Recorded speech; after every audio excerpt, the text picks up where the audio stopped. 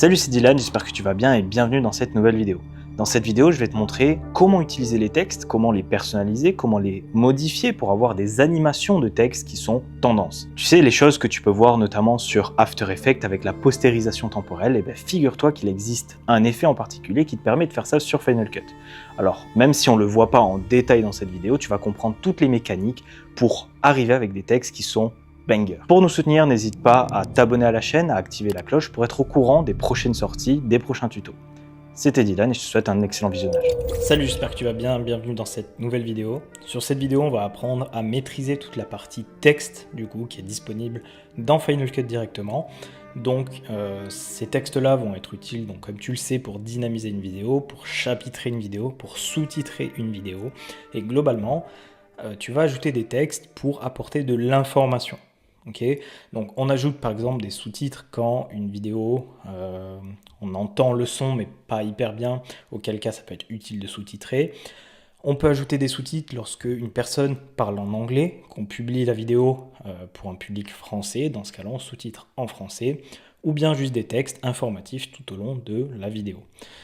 Alors pour ça on se retrouve directement sur Final Cut. Donc Final Cut, dans l'onglet en haut à gauche, tu vas retrouver donc ta fenêtre bibliothèque. Ensuite, tu vas avoir photo, musique, Apple TV, effets sonores. Et tu vas avoir une dernière section, titre et générateur. Dans cette section titre et générateur, tu vas pouvoir déplier la catégorie titre. Donc je t'invite à regarder chacun des éléments disponibles, mais directement tu peux chercher dans la barre de recherche personnalisé. Donc ça va être notre texte de base. Il suffit de le prendre, de le cliquer et de le glisser sur notre vidéo. Donc là, on va zoomer un tout petit peu et tu peux voir qu'il y a titre qui est apparu. Donc là, j'ai une vidéo en fond, c'est pas super lisible, donc ce qu'on va faire, c'est ajouter un fond personnalisé. Donc pour ça, tu vas aller dans Générateur, tu peux déplier Générateur, et de la même manière, tu as tout un tas d'éléments ici que je t'invite à regarder. Donc tout ce qui est FX Factory, etc., tu ne l'auras pas, puisque moi, c'est des plugins que j'ai téléchargés avec le temps, et toi, tu vas devoir aller directement dans Uni. Une fois arrivé dans Uni, tu auras différents fonds Uni, alors peu importe celui que tu prends, dans tous les cas, tu vas pouvoir le personnaliser, mais nous, on va prendre le fond personnalisé directement. Okay, si jamais tu veux un fond en dégradé, tu vas pouvoir aller dans texture, puis dégradé. Et là, tu cliques et tu glisses. Donc je pense qu'on va directement partir sur un dégradé plutôt qu'un fond personnalisé. Alors je vais te montrer quand même rapidement le fond personnalisé. Mais le fond personnalisé, tu peux le sélectionner. Donc hop, il est encadré en jaune. Et ici, donc tu as ta partie où tu peux modifier l'échelle, où tu peux modifier le recadrage, la distorsion, etc. Donc toutes les propriétés de ce fond personnalisé. Et tu as les paramètres publiés, donc où tu peux changer la couleur directement. Okay, donc là, tu peux t'amuser, mettre n'importe quelle couleur en fonction du type de vidéo. Pour savoir comment choisir les couleurs, ça c'est quelque chose qu'on approfondit dans la partie mentorat sur lesquelles on accompagne tous nos élèves justement à faire les bonnes combinaisons, choisir les bonnes palettes de couleurs, etc. etc. Donc si tu déplies cette petite flèche, tu peux aussi régler les couleurs de base, rouge, vert, bleu, pour avoir un résultat différent. Mais je te conseille de cliquer directement, ça t'ouvre ce petit pop-up. Ce petit pop-up, bien évidemment, tu peux l'agrandir. Ce que tu peux faire, c'est par exemple, imaginons cette couleur, c'est une couleur que tu vas utiliser régulièrement dans tes vidéos, mais tu peux la prendre, cliquer et la glisser dans les petits cubes ici. Comme ça, admettons je remets un fond personnalisé, encore une fois, hop, donc qui est noir de base, mais tu vas pouvoir sélectionner ici et directement prendre la bonne couleur. Voilà. Et tu auras tout le temps la même couleur dans ta vidéo. Voilà, aussi simple que ça. Ce que tu vas pouvoir faire également, donc on va supprimer ces deux, c'est des fonds en dégradé. Donc pour rappel, on va dans texture, dégradé, on clique, on glisse sur notre timeline et on a un fond qui est dégradé. Alors je te l'accorde, de base il n'est pas très esthétique, donc nous on va le modifier afin qu'on puisse avoir quelque chose de beaucoup plus joli. Donc l'idée là-dedans, c'est que tu as deux points, donc ça c'est le point numéro 1 et ça c'est le point numéro 2. Donc tu regardes dans tes paramètres publiés sur la droite, tu vois que quand je bouge un point, les valeurs x et y de ce point évoluent. Donc l'idée, pareil, ça va être de modifier les couleurs ici. Hop. Alors petite précision, si jamais tu te mets sur une couleur, donc je recommence la manipulation, mais tu cliques sur cette couleur, tu vois qu'elle est encadrée en blanc. Ici, elle est encadrée en gris. Si jamais tu cliques une deuxième fois, tu vois qu'elle n'est plus encadrée en blanc. Donc là, tu auras beau faire tout ce que tu veux, tu vois, ça va changer la couleur sur ta roue des couleurs. Mais quand tu vas fermer, ben, il n'y aura rien qui sera passé. En fait, il faut que tu veilles à ce que ce soit bien encadré en blanc. Sinon, ça ne marchera pas. Et là, tu vois que si je change, ben, la couleur change. Donc on peut mettre, par exemple, du bleu, par exemple un bleu bien électrique comme ceci ici. On peut mettre, par exemple, en bas du jaune comme ça. Et on peut modifier nos points pour avoir le dégradé désiré. Voilà, simplement. Ce que tu peux faire également, c'est choisir par exemple radial. Et là, tu auras un dégradé radial. Donc, par exemple, bleu au centre. Et plus tu étends, plus ça devient jaune. Voilà, aussi simple que ça. Donc pour l'exemple, on va prendre quelque chose où on va de noir à jaune en linéaire. Donc on va faire un truc plutôt simple. Alors si jamais tu n'arrives plus à attraper le deuxième point, bah, tu dézoomes l'ensemble de ton projet pour retrouver le deuxième point. Et là, tu vas pouvoir même inverser tes points comme ceci pour obtenir le dégradé souhaité. Par exemple. Ok. Et là, tu réadaptes la taille de ton écran pour ajuster la composition à la taille de ton écran. Donc, admettons que j'ai voilà, ce dégradé, c'est mon fond personnalisé pour afficher un titre. Ben, maintenant, il va falloir mettre du texte. Donc, ce que tu vas faire, je recommence la manipulation du départ, tu vas aller dans titre, tu vas marquer personnaliser, et tu prends personnaliser, tu cliques, tu glisses. Donc là, on a un texte de base, okay, qui est ici. Si jamais tu veux le modifier, ben, tu vas dans cette petite section-là, qui est juste ici, et ici, tu vois que tu as marqué titre. Alors tu peux directement double-cliquer et écrire ici, mais moi je te conseille d'aller dans cette section, et là tu vas pouvoir marquer ce que tu veux. Donc par exemple, on va marquer chapitre 1. Hop, 1. Et là, on a une police Helvetica courant. Donc l'idée, ça va être de modifier ces paramètres-là pour avoir quelque chose de plus joli. Donc tu vas pouvoir sélectionner tout ton texte. Alors attention parce que si tu as une seconde ligne, donc chapitre 1, les débuts en montage. Donc si tu as deux lignes et que tu sélectionnes uniquement la première, donc je vais prendre n'importe quoi, tu vois que ça fait les modifications uniquement sur la première ligne. Donc si jamais tu veux que les modifications que tu fais s'appliquent aux deux, tu dois sélectionner les deux lignes. Et donc là, tu vas pouvoir, donc dans ce premier onglet, police, modifier la police d'écriture.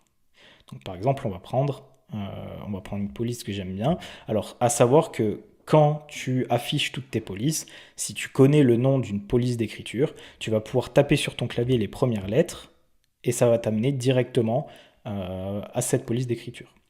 Donc Opinion Pro par exemple Extended, moi je vais prendre celle-ci, léger italique. Et par exemple, je veux que la première ligne, elle soit dans une autre police. Alors je vais sélectionner uniquement la première ligne et je vais la mettre en Extended, Condensed, Extra Black. Puisque j'ai que ma première ligne de sélectionner, ben là je vais pouvoir augmenter la taille de cette première ligne. Et ensuite, je peux sélectionner la seconde ligne et réduire la taille de cette seconde ligne. Alors là, on a quelque chose de plutôt cool, de plutôt pas mal. Sauf que je trouve qu'il y a trop d'espace entre chapitre 1 et les débuts. Alors d'ailleurs, attention aux fautes d'orthographe, les débuts en montage. Donc ce que je vais faire, c'est sélectionner l'ensemble et je vais réduire l'interligne. Et vous voyez que mon deuxième texte monte. Alors, si je sélectionnais uniquement la première ligne, ça marcherait aussi. En gros, en sélectionnant toujours la ligne du dessus, donc par exemple là si j'avais une troisième ligne, les débuts en montage 2, et que je choisis que cette ligne du milieu, que je sélectionne uniquement cette ligne du milieu, vous voyez que l'interligne entre les deux premières lignes ne change pas, parce que j'ai sélectionné que le texte du milieu. En revanche, si je sélectionne donc les deux premières lignes, ben là je vais pouvoir changer l'interligne. Donc par exemple, je vais mettre 10. Hop, attendez, j'ai changé la taille. Donc je vais mettre par exemple en interligne 10. Et si je fais varier l'interligne, on voit que l'interligne des deux textes évolue ensemble. Donc l'idée là, ça va être de jauger pour qu'on ait une interligne qui soit correcte. Là par exemple, c'est beaucoup trop, donc je prends la première et je réduis l'interligne. Voilà. Ensuite, donc cette mécanique de sélectionner une ligne ou deux lignes en fonction des effets qui s'appliquent dessus, ça marche pour tout et n'importe quoi. Ça marche pour le suivi, ça marche pour tout mettre en majuscule, etc., etc. Donc on va aborder chacun des paramètres un par un. Donc si je sélectionne, exemple, chapitre 1, que je veux changer le suivi. Donc le suivi, c'est l'espace entre les caractères. Voilà. Plus vous augmentez, plus il y aura d'espace entre les caractères. Donc ça peut être sympathique quand on veut faire quelque chose de beaucoup plus graphique. Typiquement là, je trouve ça beaucoup plus sympa. Et voilà, ça permet de personnaliser. Donc l'interligne, on a vu. Pour tout mettre en majuscule, donc là, je suis déjà en majuscule. Mais admettons, j'aurais marqué, du coup, chapitre 1, comme ceci. Si je sélectionne, je mets tout en majuscule, ça me transfère tout en majuscule. Attention, puisque là je vais marquer donc chapitre 1 en majuscule directement depuis mon clavier. Vous allez voir directement la différence. Quand vous mettez en majuscule depuis Final Cut, c'est pas réellement des vraies majuscules. Entre guillemets, en tout cas, l'échelle n'est pas proportionnelle, la taille n'est pas proportionnelle à de vraies majuscules tapées sur votre clavier. Donc veillez bien à ça. Donc moi je vais juste désactiver ça et je vais marquer chapitre 1 comme ceci. Voilà. Ensuite, vous avez les positions. Alors ça, on va pas trop y toucher, pardon. Je vais y revenir juste après. Parce qu'on va parler également de l'échelle et non pas de la taille. Et ces deux paramètres totalement différents. On va voir aussi comment déplacer un texte parce que c'est super important. Si jamais vous ne voulez pas mettre votre texte ici mais que vous préférez le mettre là, ben vous pouvez très bien le faire. Donc, quand vous descendez tout en bas justement de cette fenêtre où il y a tous vos éléments textuels, vous allez pouvoir modifier la face, le contour, l'éclat ou mettre une ombre portée. Donc, on va commencer par la face. Vous avez plusieurs options. Donc, vous pouvez remplir soit avec une couleur, donc en l'occurrence la couleur blanche, soit mettre un dégradé. Et ensuite, quand vous dépliez votre option de dégradé, vous allez pouvoir choisir les couleurs de votre dégradé. Donc là, on a quelque chose qui n'est pas très esthétique. Donc ce qu'on va pouvoir faire, par exemple, c'est mettre du blanc. Alors si vous voulez une couleur précise, ici, vous avez en haut différentes fenêtres. Donc ici, la roue des couleurs. Ici, vous avez le curseur RVB.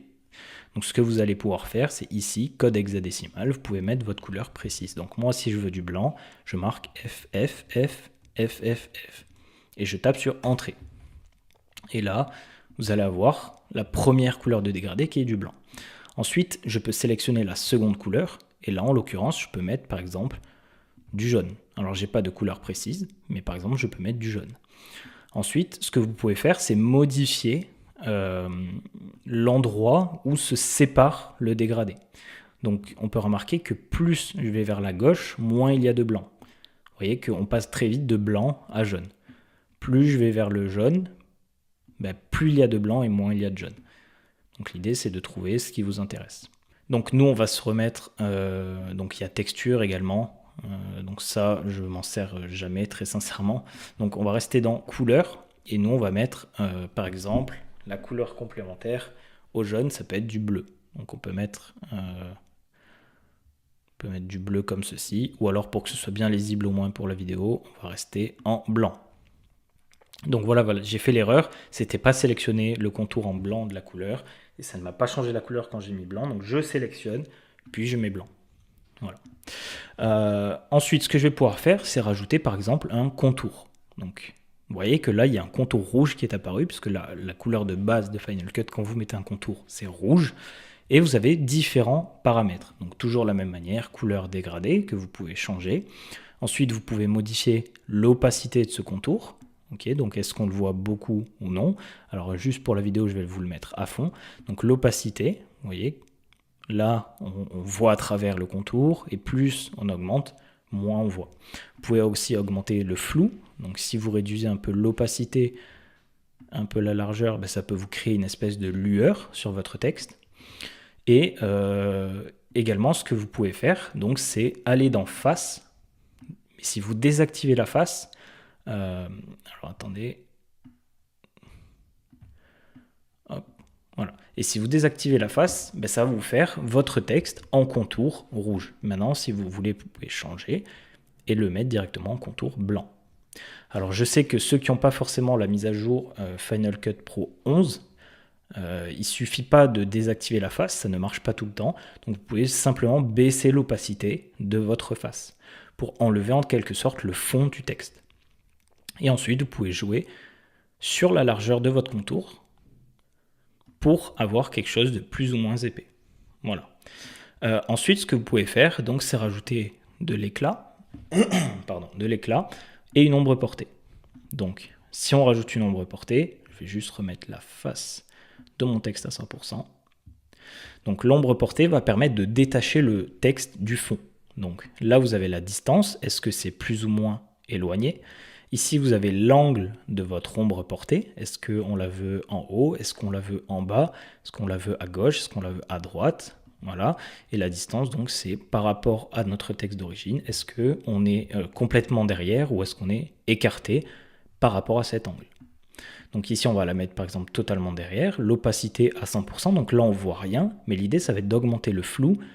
Et comme ça, on a une ombre portée qui nous détache le texte du fond, mais sans pour autant être trop marqué.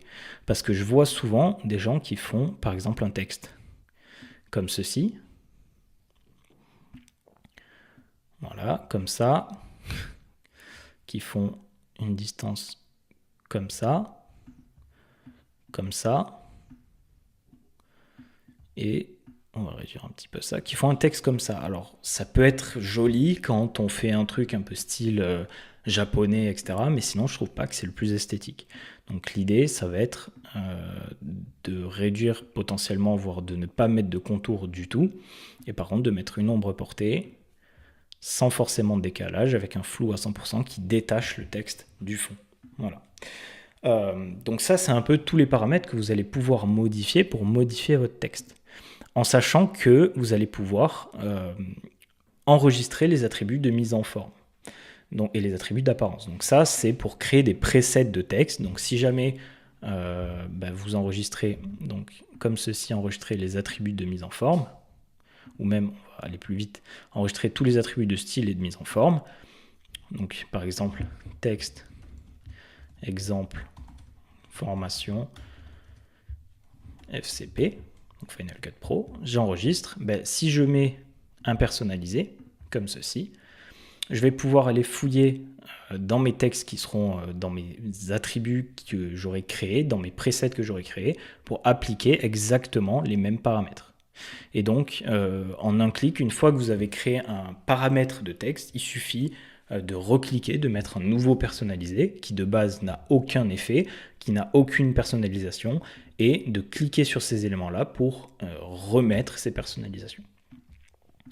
Ensuite, quand on parle de texte, on parle aussi d'animation. Donc ce que vous allez pouvoir faire, ça va être d'animer avec des images clés, comme on a vu. Donc par exemple, je peux animer l'échelle. Donc je mets une image clé au début de mon texte.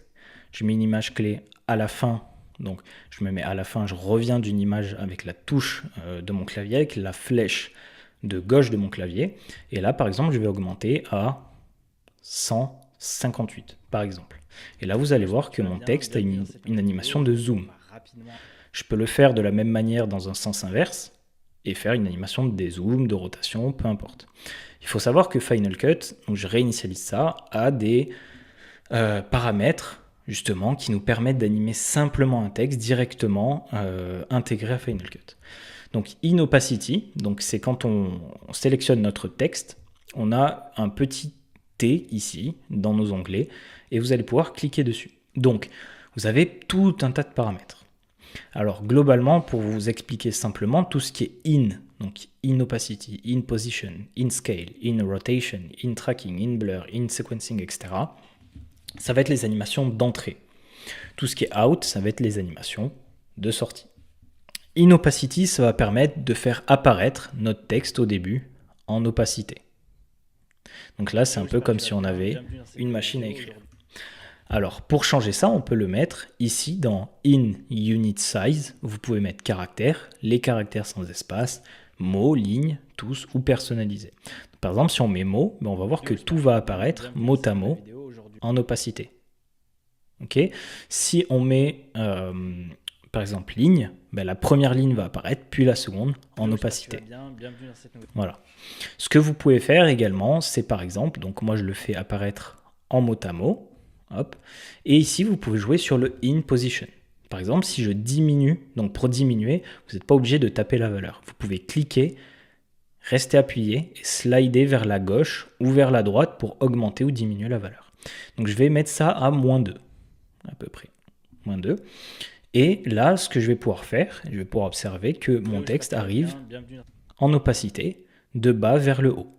Parce qu'on a mis que ça arrivait de -2 sur l'axe des X, sur l'axe des Y, pardon, ça arrive de -2 jusqu'à ma position finale. Si je mettais -10, ça arriverait de beaucoup plus bas, ou -40 par exemple. On peut voir que ça arrive de beaucoup plus bas, donc pas très esthétique, il faut faire attention de ne pas trop en faire. Et l'idée, c'est voilà, qu'on peut créer facilement des animations. Par exemple, si je clique sur X maintenant et que je mets -4, ça arrive non seulement de bas en haut, mais en plus de gauche à droite. Okay. Donc là, on peut remettre 0 par exemple, et on a une première animation de texte. Maintenant, si je veux que ça arrive un peu en flou, je vais augmenter le in blur. Donc si on regarde le in blur, vous voyez qu'au début, mon texte est flou. Donc si je le mets en comparaison, ici au début mon texte, vous voyez, il est net, il apparaît juste en opacité. Mais maintenant si j'augmente le in blur, vous voyez que ça floute mon texte. Et donc on a quelque chose d'un peu plus travaillé. Vous allez pouvoir après toucher d'autres paramètres, donc par exemple le in tracking. Si vous le diminuez, ça va, et que ici je laisse 0. Donc le in tracking, en gros, c'est une apparition de texte où votre texte est soit compressé, soit où il y a beaucoup d'espace entre vos caractères. Donc plus vous diminuez la valeur, plus vos lettres sont serrées initialement. Donc attendez, je vais essayer de... Voilà. Donc si vous mettez -60, vous voyez que vos lettres sont -100, vos lettres sont superposées, et +100, vos lettres sont complètement écartées. Donc l'idée, c'est que vous pouvez faire un truc un peu, par exemple, à -10. J'espère que tu vas bien. Et vous allez avoir quelque chose, une apparition un peu plus travaillée. Donc ça, pareil, à votre guise, hein, c'est vous qui choisissez le type d'animation. Moi, celle que j'aime bien faire, c'est -2 ici, le in blur plus ou moins augmenté. Et ensuite, si on descend un petit peu, on va avoir le in duration. Au niveau du in duration, ce que vous allez pouvoir faire, en fait, c'est varier la vitesse à laquelle votre texte apparaît. Donc on va faire 2 exemples avec le in duration à 5. Vous voyez, ici c'est très rapide.